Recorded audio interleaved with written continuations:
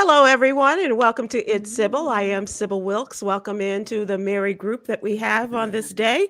Welcome into our our crew made up of Myra J, Kwyn Townsend Riley, and Stephen Hill. Hello, Hi. all. Hello, Hi. hello, Hello. hello. How are Hey, what's you? happening? I'm, I'm doing well. So, Myra, what's new? Yes. Oh, well, I don't know. Has anything really great happened here with talk worthy in the last few days? No, Uh, no. Well, talked out, maybe. yeah. Over talk. A No, little talked down. everything is really, really good in my will. It's a beautiful day here in the ATL. Unfortunately, big storms coming through tonight. So everybody, buckle up They promised a big and be storm safe. through here, and it didn't. Well, not through our area. They said it was going to be a big storm overnight, but it didn't turn out to be much. I hope that is the same for you. Hey, Quinn, you okay? You look kind of. Oh, I'm doing good. It's actually interview season, so I'm flying out to Texas actually to go interview for Texas A&M University, Kingsville, and then James Massey University, and then IUPUI in the next couple of weeks. So just pray for me Okay. and pray for my So, social capacity. IUPUI, so Indiana University.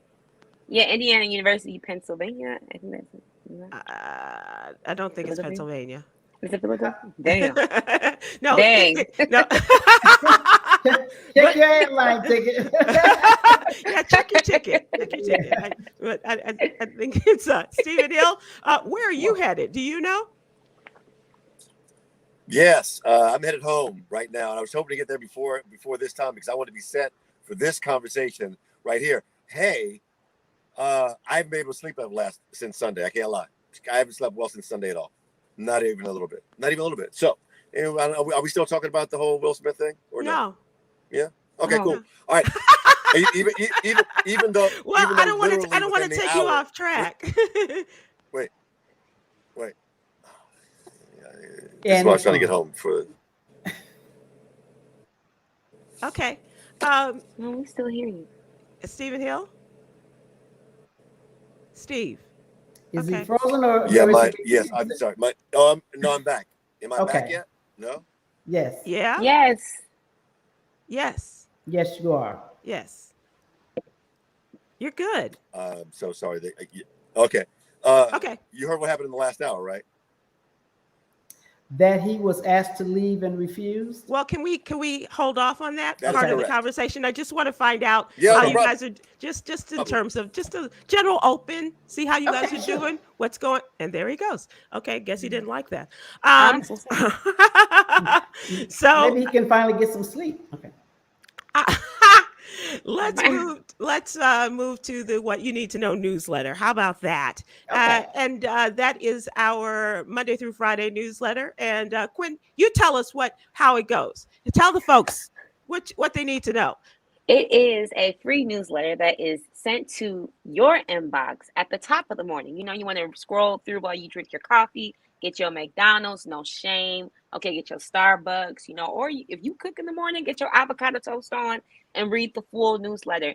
And it's everything you need to know that affects the Black community when it comes to talking about our wealth. When we talk about Black and missing those who have been abducted and those the media just refuses to cover, or just change makers and people in Chicago that you should need to know that also teach classes at DePaul University that are great friends of mine. So Well, yeah. well, funny you should mention that, Quinn, and Mhm. a beautiful job in telling people. Just go. The one thing we need them to know is go to sybilwilkes.com to sign up for Yes. the newsletter. Give us your name and your email address, and it will be in your inbox. All right. So Definitely. Quinn is in the midst of a lot of things going on, but she still has time to talk about her friends and to encourage and to promote them as well. And Quinn, Yeah. you have a great story in the newsletter. Tell Yeah. us about, and should we bring him in, or do you want to talk about him first and then bring him in? Um, I guess I should talk about him first. He deserves an introduction. Okay, I so think give so. me. So tell us about Darius Darius. Parker. Yes, so Darius Parker is a known Chicago change maker, originally from Chicago. He attended Alabama State University, but then transferred to Northern AS, Illinois University. ASU. I'm sorry, Quinn. That's another life. I'm sorry. It's okay. Sorry. And then he got his master's from DePaul just recently in critical studies, where he teaches a course where actually he brought me in to be a guest lecturer on hip hop and feminism. And so he pretty much is able to dissect the pedagogy of hip hop and pretty much allow it to be something that folks can use in order to make peace within our communities, which I think is really powerful, because hip hop has always been demonized and just like used as a weapon to target Black people specifically. But he's able to actually analyze it in a healthy way, that what I think originally hip hop was intended for. But he's a poet. He's a Sigma man. Okay. Not a Sigma. Yes, he is a Sigma. Come on, Pepsi love. And he is my fave, mainly because Darius has the biggest heart that I've ever known. And the world can be so cruel, so cruel. And he always has enough light to spread. Like, he's just always just opening arms, always opening doors. And he has opened doors for me. And so it's been an incredible honor to like just Google my friends and be able to see how many results can pop up. And since National Poetry Month is coming up, I want to feature a Black queer poet to kick us off. And so I'm glad that Darius is available because he is busy too. Oh, and he's a dancer. I forgot. He's a president of a whole dance fraternity, Delta Phi Delta National Dance Fraternity Incorporated. He was a Brave New Voices poetry. Dang, he back. Hello. Hey. Yeah. Hey. And so he's amazing. He's fantastic. And I can't wait for you guys to meet him. So without further ado, let us meet. Oh, she's giving him the drum roll and everything. Yeah, Nice. all right. Everybody should give him a drum roll. He's for real. Yay! Welcome. Darius Parker, welcome. Oh, not Thank you. Yeah, I was muted. For having me. Thank you. We have. I'm not sure if everybody's hearing the same thing, but Darius, we have a little bit of an issue. But you keep talking, and hopefully we'll figure it out. Okay. What's going on? Because I think there's a little bit of a lag or something, but that's technical stuff that Chica will take care of. So Darius, who are you? Who are your people? Where are you from? I am from Chicago, Illinois, born and raised by way of the soul. My roots are. Yeah, I had a feeling we were going to have that. All right, so we're going to probably have him reboot and come back in because we want all the bells and whistles and want people to know about Darius Parker. Man, the Russians do not want us to talk about Darius. Talk about it. Tell them that's true. That's crazy. So let's do this. Let's talk a little bit of COVID information, and then we'll come back. And as Darius is able to join us, we will continue with our conversation about the newsletter. And so let's talk a little COVID talk, because there are some things going on regarding this next crisis and dealing with Black folks and long COVID.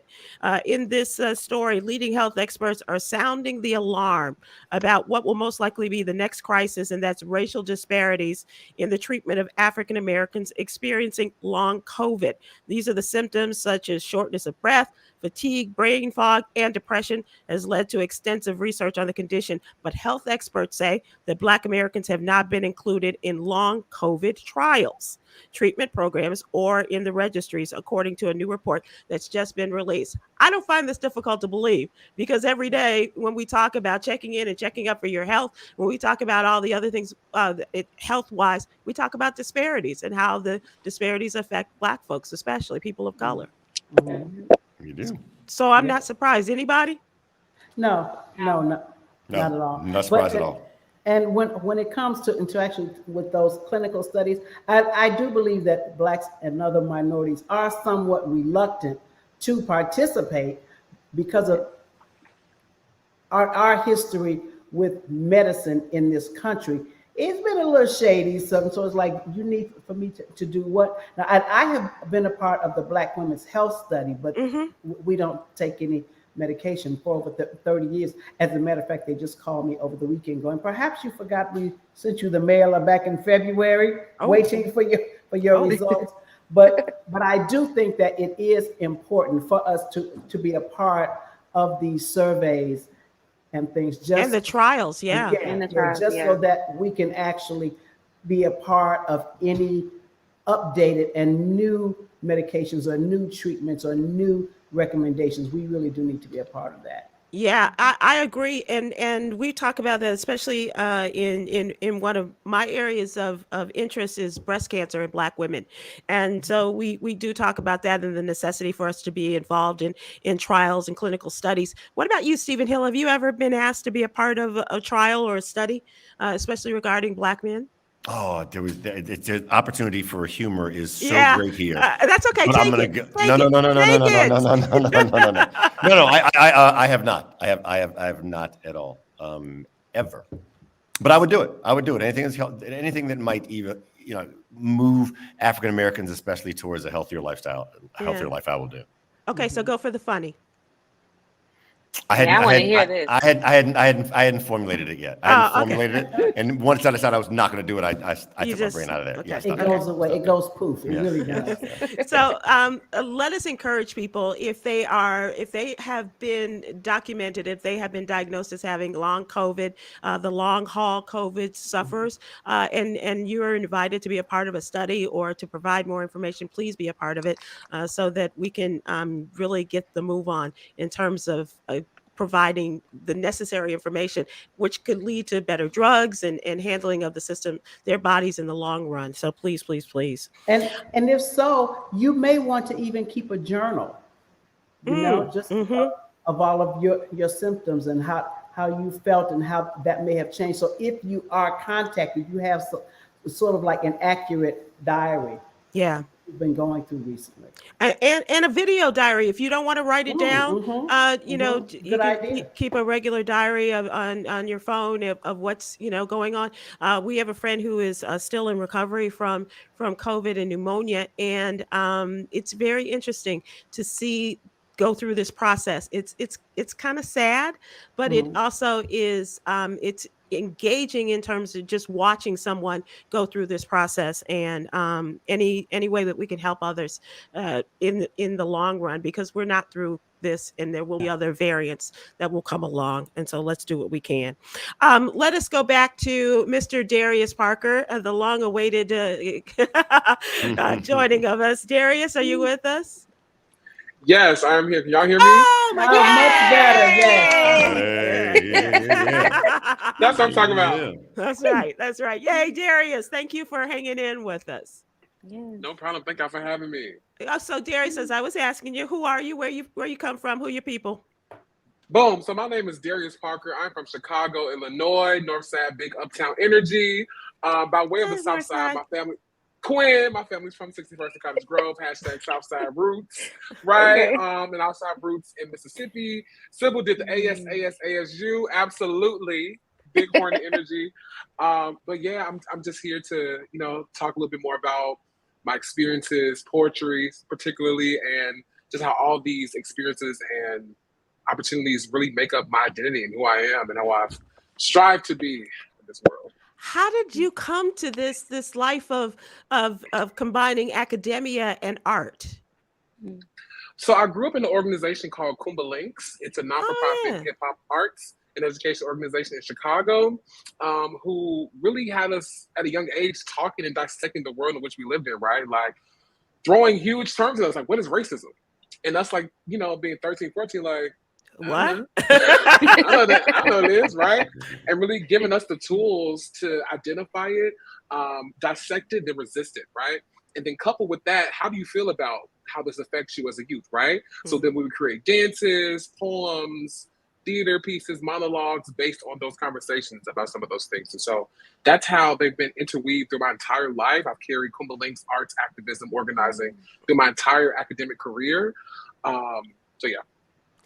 And Alabama, you continued this at Alabama and then came home to study at DePaul?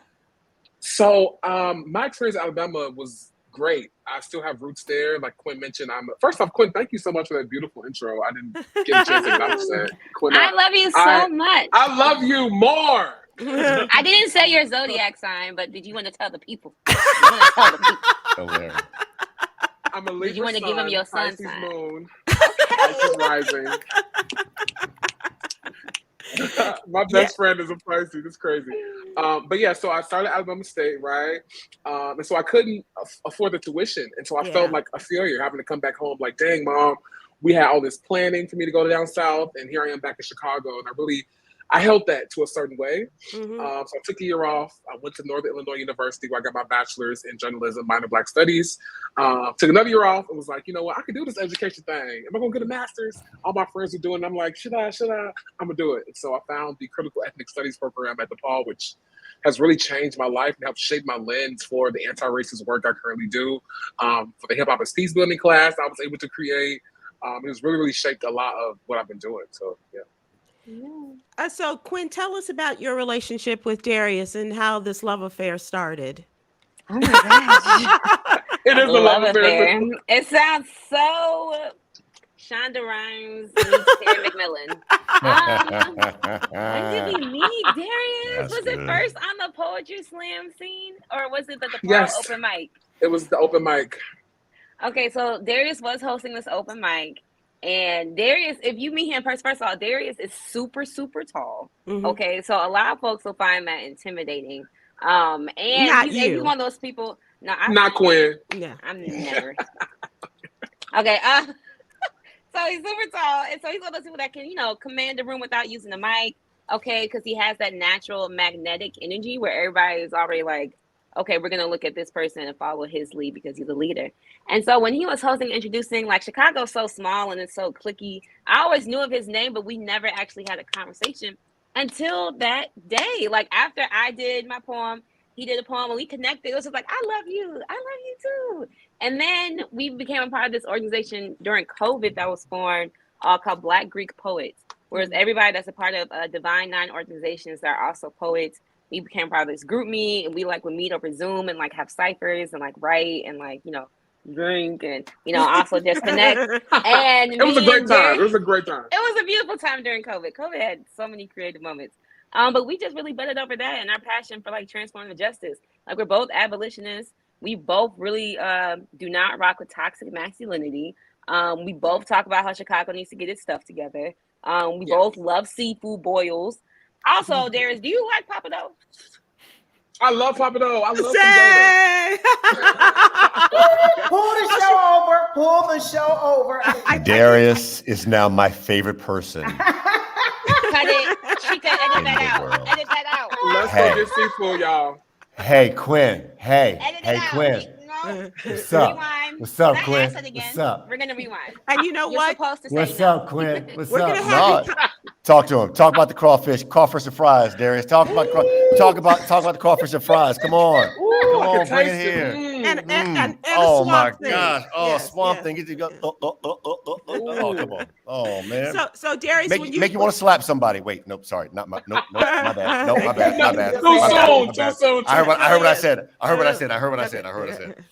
Darius, when you come back and you sit in for Quinn, maybe we'll do the show from Papados. I think we should. Yeah, that's a great idea. Wow, the pain just continues.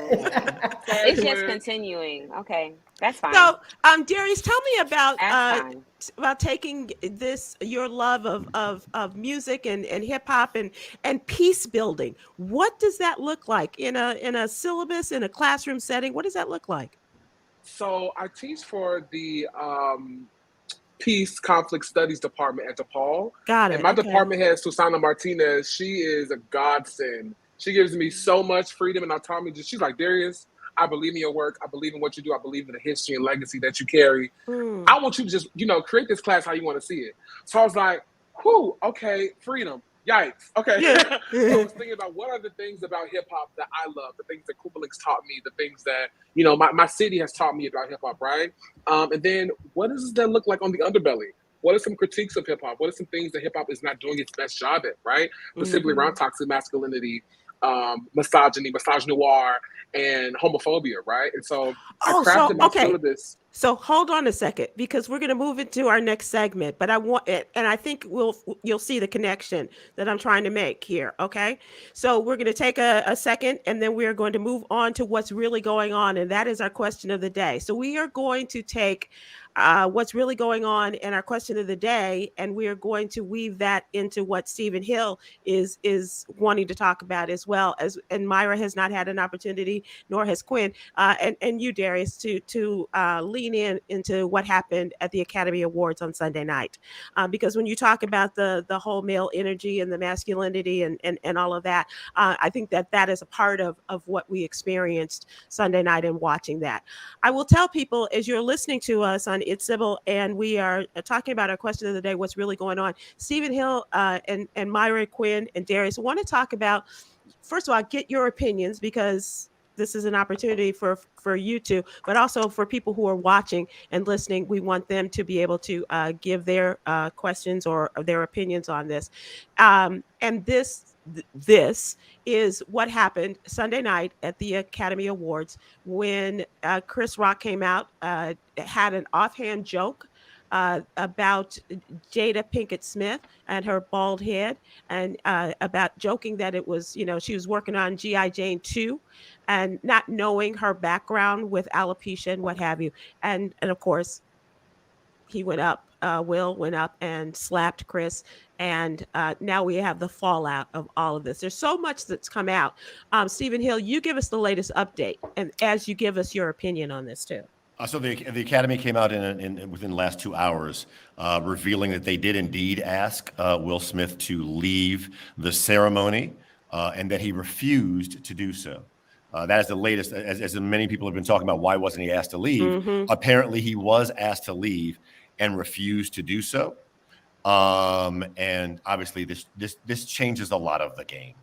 I mean, this changes a lot of the game around kind of what should happen and what did happen, and it's still brand new. Like I said, they just the Academy just released this information, and as they begin their investigation.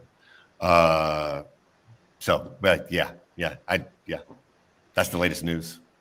Myra and Steve, I want your opinion on this, and the rest of you guys. Myra and I were involved in a text chain Sunday night watching the Academy Awards, and so it was Myra, George Wallace, J. Anthony Brown, and me. And I don't know how this this group got started, but anyway, and so we're watching, and it looked like a bit, right, Myra? Initially, right? Until he went back to his seat. Mm-hmm. Yeah. And then we started getting the video of people, from other parts of the world, keep my wife's name out your mouth and all of that stuff. But Steve and Quinn and Darius, I want you to talk about this too, and Myra, about this toxic masculinity, because there's a lot of conversation about this, and it's not just man on man, it's black man on black man, and there's so many different areas of this discussion that I would like for all of you to give your input on. Myra, what did you think? First of all, I was so disappointed. As I had mentioned, I had just finished Will Smith's book within the last 2 weeks and had a whole new respect for him and blah, blah, blah, blah, blah. And then this happened, and it made me think, because people were like, he was protecting his wife. That's not how I felt about it. To me, this was about his ego, because initially he thought it was humorous, or that's the image he gave, until he saw that she wasn't. And then to me, he went Big Willie style now, because I have to show that. To me, Jada ain't never been no punk, ever. And if she felt that bad about it, I do believe at some point she would have stepped to Chris. If it was backstage, if it was in the parking lot, if it was at a party, if it was on the phone. I just thought the whole thing was unacceptable, and I don't mind him keeping the Oscar. He earned it, but I really think he needs to be banned or suspended for some length of time from the award show. As a comic. That was where as a comic. It's nothing you can say to me. Period. That will make me say it's okay for you to come up and step to somebody because you didn't like the joke. Come on now. Darius, you're shaking your head. You're nodding, rather. What do you say? Well, I respect and I want to say, before Quinn loses her stuff, because I know she got a lot to say. But Darius, I want you to give your opinion. I'll be quick because I know my fave want to jump in on this, but I respect Myra's opinion and take on it, but I definitely feel like we are constantly talking about the men that are involved, right? We have not talked about Jada. We have not talked about safety. We have not talked about the violence against a Black woman on national TV. Yes, Will hit him. However, how many more verbal hits, one of the jokes, does Jada have to continue to be, right? I honestly don't feel like there was a space for that joke. There were so many things Chris could have joked about. You saw her, you picked that moment. You know what I'm saying? And I feel like you pretty much asked for the. I don't think we expected Will to react like that because I definitely had to watch the video like 6 times. I'm like, was this fake? Is it real? Then, like you said, we got the audio, and I was like, oh, okay. And then Lupita's face let us know, like, okay, this is real. All right. This is real. Yeah. And so I do feel like Will could have handled it differently. I don't know if a slap could have, been the handling on that, right? But I do feel like in that moment he felt like he had to protect his wife. And Jada, Jada is no punk.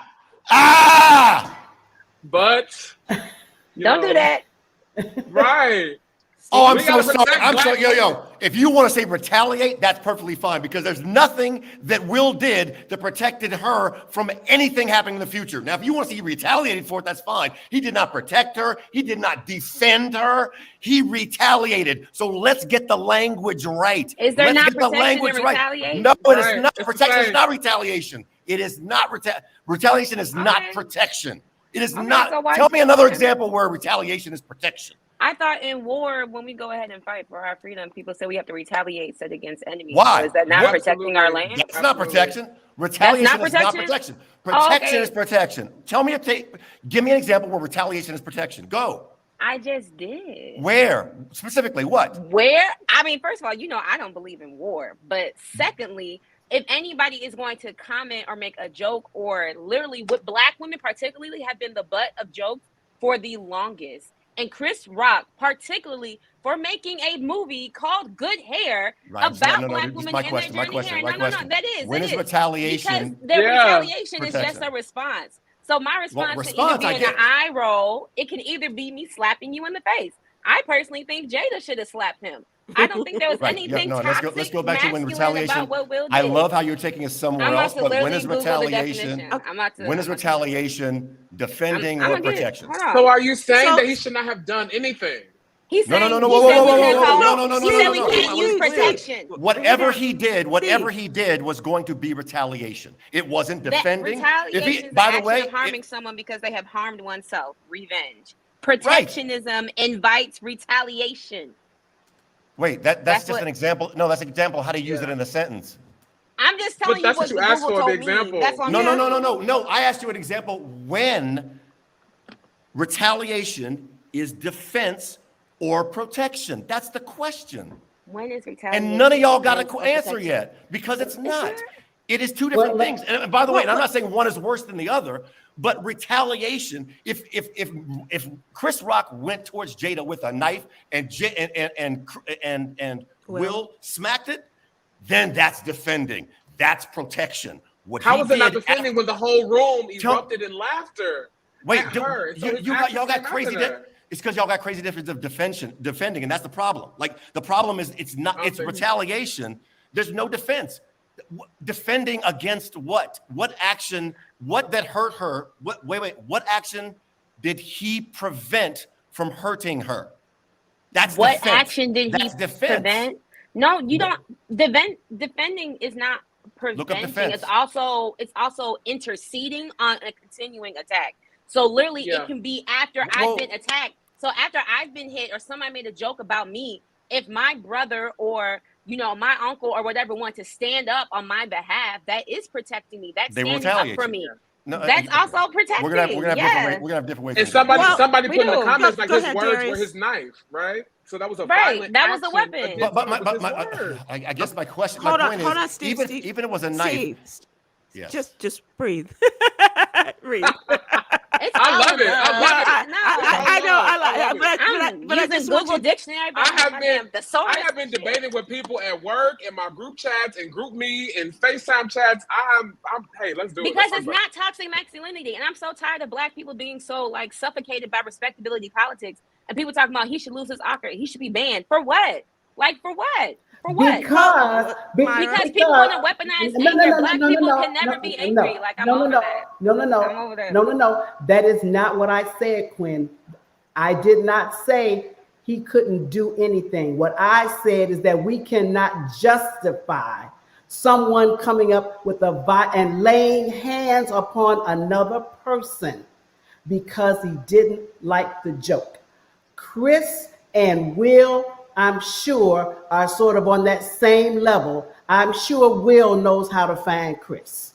If he has a real issue, handle it professionally, backstage, in the parking lot, at an after party. But here you are invited to the big party.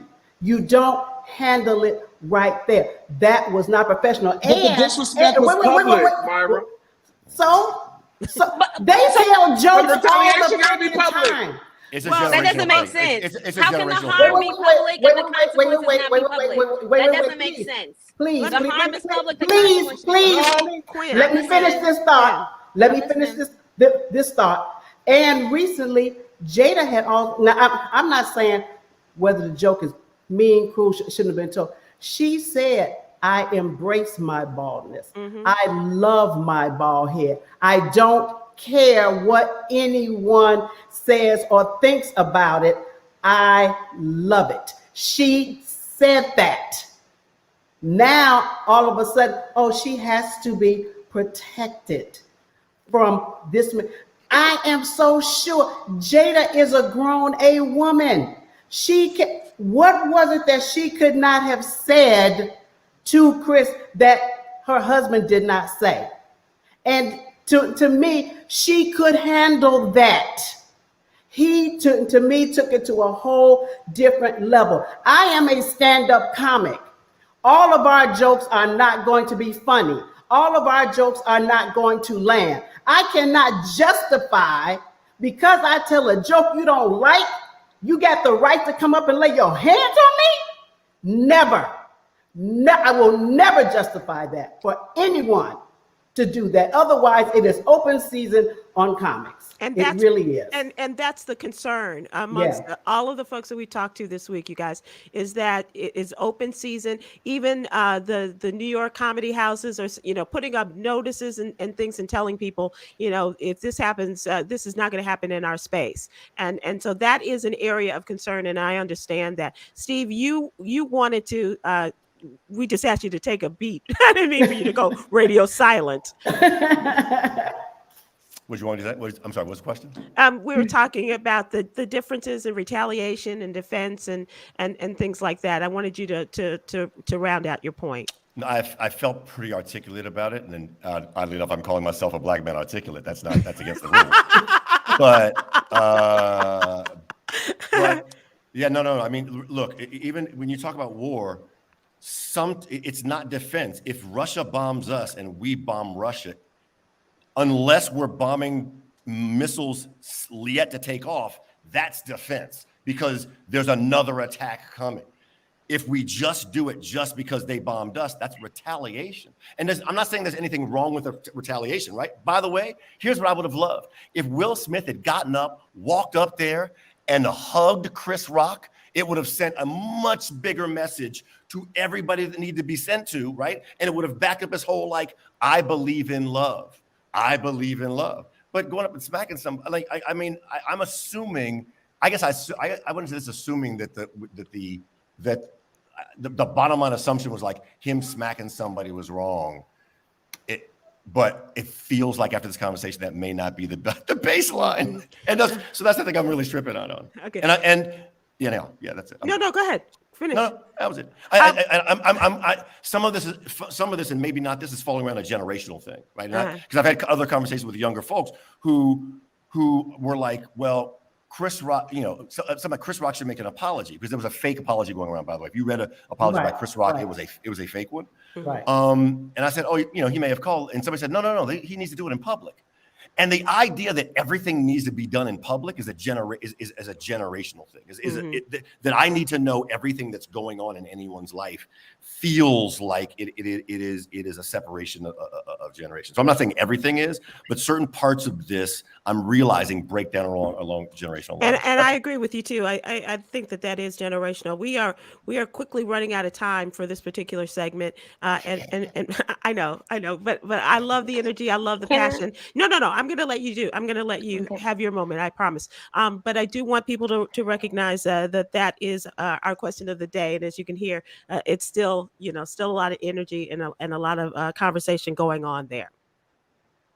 So now let us look at topical, and we will continue our discussion, Quinn, in the topical section so that everybody can have their say, because that's what this is all about, is everyone having an opportunity to give theirs. And I do want you, Quinn, to continue the conversation here.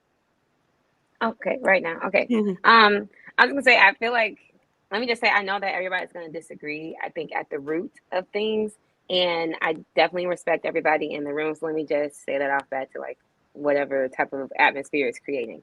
For me personally, I know we brought up generation, and I feel like because I'm the youngest person here, things can get a bit like adultish. We don't know. Darius could be 19 years old. What are you talking about? But things can still be a bit adultish. And I think when it comes to like, why does everything have to be in the public? It's because we really, as a millennial, I really value transparency. And I feel like so much has happened behind the scenes, behind the curtains, behind the stage that can be co-opted, that can be manipulated, that can be decorated, that can be filtered, that we don't actually know what happened. And I have so often, between that white woman that made that comment about Serena and Venus Williams saying, oh, but you guys don't play men. Yeah, between people commenting about that trans athlete, between people saying all this type of stuff in public and nobody takes accountability. And particularly a separate conversation is about like what is considered funny. Who is actually being the joke? Who is actually being the punchline over and over and over and over and again? And if it's not somebody queer, if it's not somebody trans, it's somebody Black, it's somebody fat, and it's more than likely a Black woman. And I'm sick. I'm nauseous at the fact that Black people, even right now, at the suffering of a Black woman, like, yes, she's grown, like, absolutely. But we have to stop praising people for suffering in silence. Like, just because I don't respond in public, like, it doesn't mean that I'm not bothered by it. Like, we have to stop praising this camouflage type of passibility of respect. Like, anger is just as beautiful. Anger is just as graceful. Anger is just as justice as somebody not responding. And I'm so tired of these respectability politics in these white spaces. I literally saw like somebody say, oh, he embarrassed everybody because, nobody used to allow Black people up in there. Like, really? Like, y'all gonna say that thinking about Harriet Tubman, about Fannie Lou Hamer, about like all of our ancestors who were literally dismissed because of their loudness, because of their anger, and y'all gonna dismiss Will Smith like that? Like, just like that, saying that he should be banned? Yes, that's a lie. I think that's a lie. But the truth is, right, and that's anti-Blackness, and that's all Quinn is going to say. Follow me at Quinnology. I think it's worth pointing out that the joke before that landed on Javier Bardem and Penelope Cruz. Right, he wasn't picking out Black people. Like, I want to be very, very clear. So I think that's an important part of it, because while there was a joke about a Black couple, there was also a joke about, oh no, he's going after Hispanics. That's true. Oh shoot. But you just did it. You just answered my own question. So I appreciate you helping my argument. There we go. Darius, what do you think? I just think that we are so conditioned in our society to just be like, it's okay. They should have dealt with it a different way, right? When actions were wrong, we're so quick to place and pass judgment that we really aren't getting to the root of what the issues are, right? And so we're talking about protection. Yes, I'm going to keep trying to get to that point of protecting Black women, standing up for Black women, advocating for Black women. Period. I don't care. Will was justified in standing up for a Black woman, because too many times do we not stand up for Black women. Too many times do we go in the back and say, oh, well, I should have, could have, would have. No, you had your opportunity there. So continue to stand up for Black women. This is just one isolated incident. However, in our lived experiences, how many times have folks been standing up for Black women, Black trans women, Black fat women?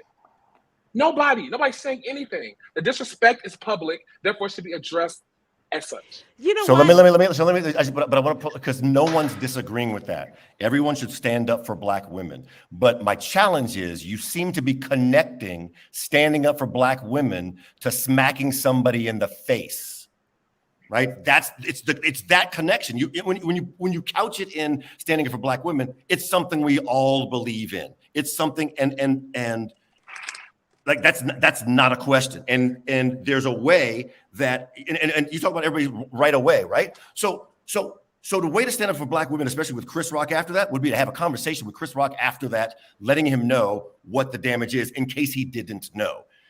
A challenge, once again, is you saying standing up with Black women and smacking him and kind of conflating those two things. And I believe they should be separated.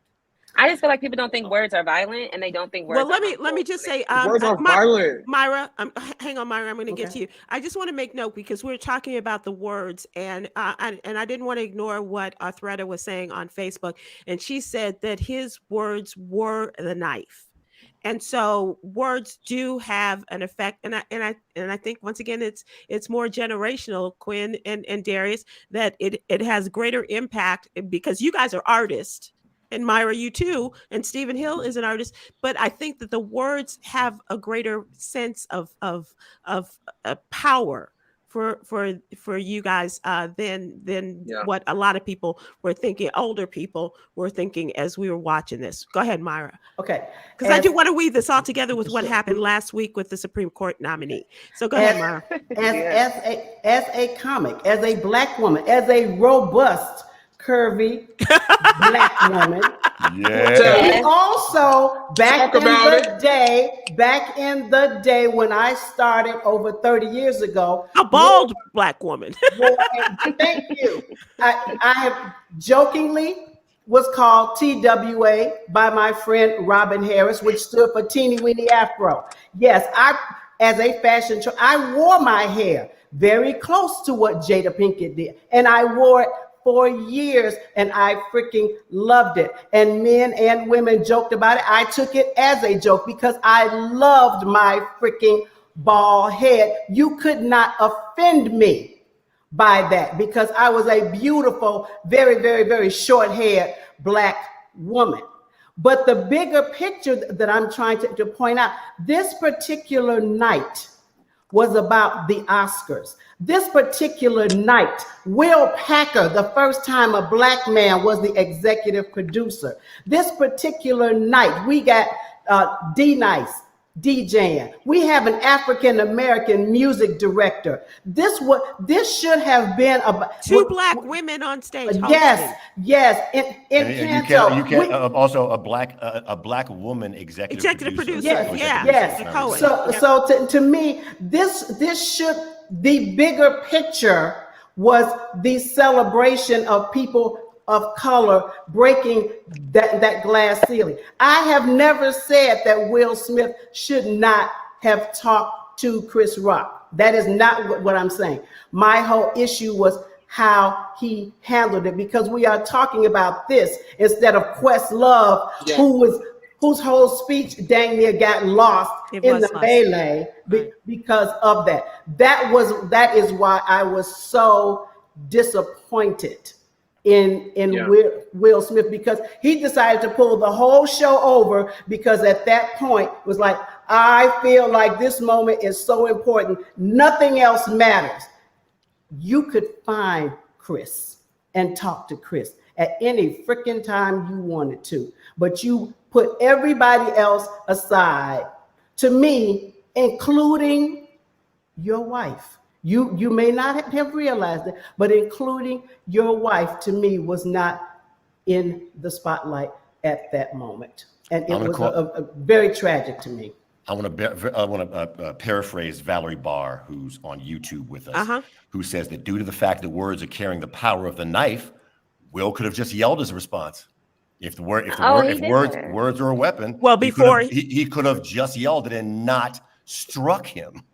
I think that the seduction of Black people not choosing violence, I don't know if this all stems back to, like, Martin Luther King versus Malcolm X, or when we were enslaved. I think there's a fear of Black people choosing violence, and I get it, right? Like, we used to be whipped, okay? We used to be abused. We literally were like physically beaten down for any type of retaliation. Let us speak up, stand up for ourselves. So I understand it that like naturally as Black people, we want to swallow our anger and not allow it to fester and not allow it to actually physically I didn't say manifest. Like swallow I get anger. that. I didn't say But- swallow the anger. I didn't say swallow the no, anger. what You're the I- one Let that her get said it out. words. Let her get You're it the one that- out. You're the one that Let said her get it words. out. You're the one that says that words were. Let her get it why didn't you out. use Let her get words? it out. Go ahead. Let her get Go it ahead. out. Let her get Go it ahead, Quinn. out. Go ahead, Quinn. So, what I was saying is that within this situation, yes, there are always other alternatives. But in this moment, this is being weaponized as well because, you know, we talked about all these beautiful Black executives, Questlove and everything else. This is being weaponized as well for the Black people to either choose respectability politics or to actually say, hey, yes, Chris did something wrong. Will could have chosen another option. Both are absolutely valid and true. But what I don't want us to do is to demonize Will and to demonize this man for choosing just a different option. That's all that I'm saying. And I'm tired of like Black people saying like, oh, he should have done this. Oh, she shouldn't have worn this. Oh, so-and-so shouldn't have said this. And for all of us actually to unify and say, yeah, we're not going to actually use this to pit us against each other or to separate it. Both actually are very true and valid. And also to check in with Jada because still nobody's talking about Jada. And that's also the main meat Well, of the sandwich here. we are going to hear from Jada and Will because they're going to come at the red table and they're going to talk. Oh, yeah. For real? But Okay. but Great. yeah. But here's the other thing, and when you talk about demonizing Will, and I think that that is underway. Even the most ridiculous comparisons. Thank you, Shantae Moore. Violence against ourselves is not okay. Absolutely, I think we can all agree on that. Can we not? But I don't Okay. think we're not agreeing on that. That's part of the problem. We're not Well, agreeing on that. Well, no. Quinn does not agree with that. How you gonna speak for me? Whoa. I'm sorry. If that's not what you just said, then I completely misunderstood. Okay, I start singing when I'm Okay, being my bad. just No, my bad. Hang on, I wholeheartedly apologize. Hang on. Quinn, you take a beat. Myra, go ahead, and then Quinn will come back to you. The other point is, if we allow that, then to me now Chris Rock has the right to defend himself. I think Chris decided he made the decision the show must go on, as opposed to we about to take this show to a whole nother level live and drop mic. Now you have two professional entertainers tussling, cut into commercial. You know what I'm saying? So at some point, someone has to make the decision to what is the bigger goal in this moment. We can handle this as mature adults at a later moment, but right now I need to announce the documentary. Right. Period. Yeah. And Chris has also talked about his past and how he has come to that moment, and he's seen how he acted out of anger and what it did to someone else during his childhood. So he has spoken about that. I think that he had, he went back there and understood where he was and the dangerous turn that this could take. Quinn, I'm going to let you, and Darius, I want you to have the final word here, but Quinn, I want you to respond. Darius can go first. My favorite's over. I know, Quinn. I know.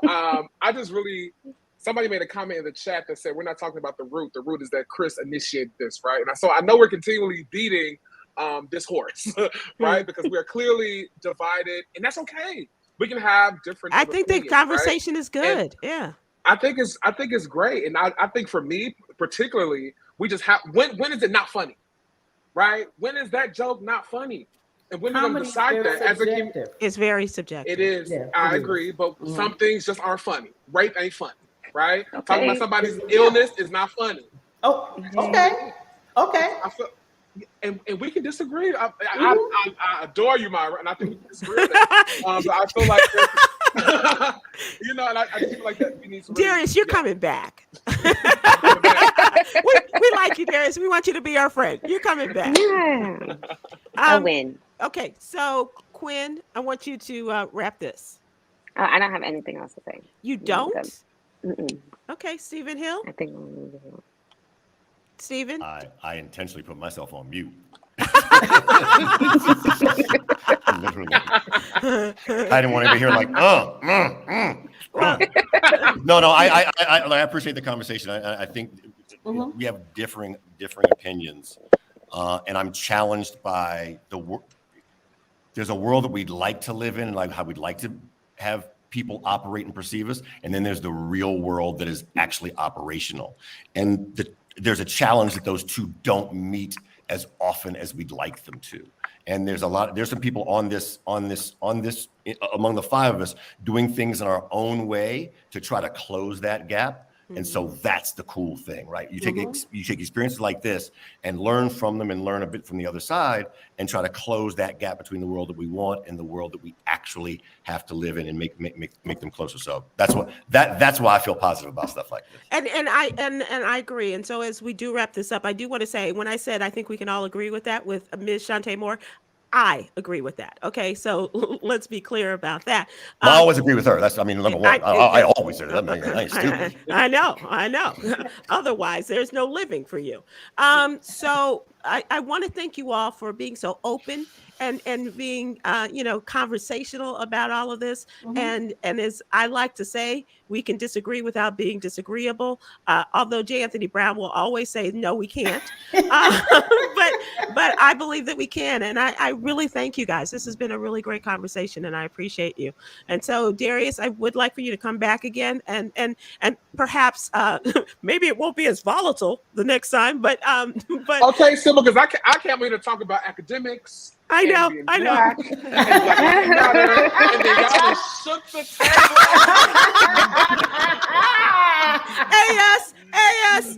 ASU. So thank you so much. We are going to close this out. We're going to have another look at entertainment as if we haven't already. And we lost Darius. So thank you, Darius, for coming back. But entertainment. Here we are in entertainment. Chris Rock's first show since the Oscars, and his money is not affected by this, but the ticket prices through the second and third hand sales, just ridiculous. Was it $31 to $341? No, thousands? Oh, it's in thousands now? Literally this morning it was $341. No, this afternoon it was 730. Yes.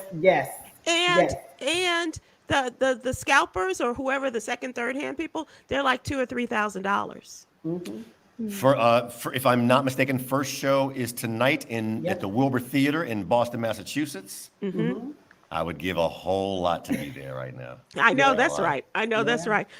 Great theater. Anyhow, yeah. We'll see. Well, sorry. Myra, what would you, if I can ask, if you were Chris Rock, how would you address it tonight? That was my question. I don't have the joke, but I would definitely address it. I just don't have a joke without cursing. So. Like one joke and tag it, like one joke and let it go. Or yes. I would hit it briefly and quit it only because he's starting a major tour now, and you don't want to make that a major part of the show, and then you got to do this for the next 20 cities, and then it becomes a whole thing, and then you're going to say something else that's going to piss somebody else off, and then does Will have to come back now because then you put this in the act, and it just becomes a whole thing. Make your point, make it funny, keep it moving. Some people going to like it, some people won't. That's comedy, period. Myra, are you, I know you're not scared, but are you concerned about the way people are going to address comedians from here on out? As a comic, we've always taken that risk. There's there's a heckler, there's somebody who thinks that they're funnier than you. I was confronted by two women. Remember when was it Oral Roberts or something was saying that Jesus came to him and said he needed $1 million or he was going to die. Right. Well, I actually said, well, if our goal is to go to heaven, why are you asking for the $1 million? That was the joke. I'm in a nightclub. When I tell you two proclaimed Christian women came up to me at 1:00 in the morning talking about, well, my pastor said, and you shouldn't have said that, and we didn't like it, blah, blah, blah. And my thing is, ain't you going to be late for a sunrise service? Because I'm like, you're not going to sit up here and be barking all up in my face because of what I said, because they didn't like the joke. I was literally confronted. I had another man come on stage. Well, he was drunk and thought I was somebody else, but that's always a risk. That's always. So I'm not any more concerned. I'm more concerned with if people now think that it's okay. I am surprised at how many people are saying, if it was my wife, I would have done the same thing. I would have done the same. I'm like, what if I would have told a joke? Right.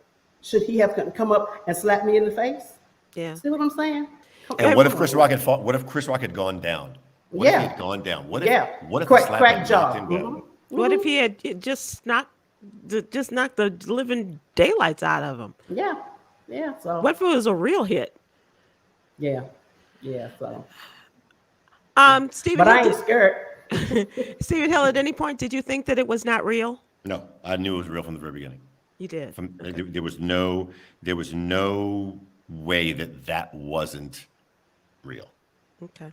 And Quinn, what about you? No, I actually didn't watch the show. I was texted about the event. Okay. Did you ever see the any of the video? I saw it on Twitter. Okay. All right. So let us end this with Yogi's Jewels and our daily inspiration. Even the fondest memories fade. Ooh. Continue to create new ones. So inhale joy, exhale regret. Thank you, my friends. It's been an incredibly enjoyable and informative afternoon. I appreciate you guys. Have a good one. I'm channeling Bernie Mac. I ain't scared of you, mother. Oh.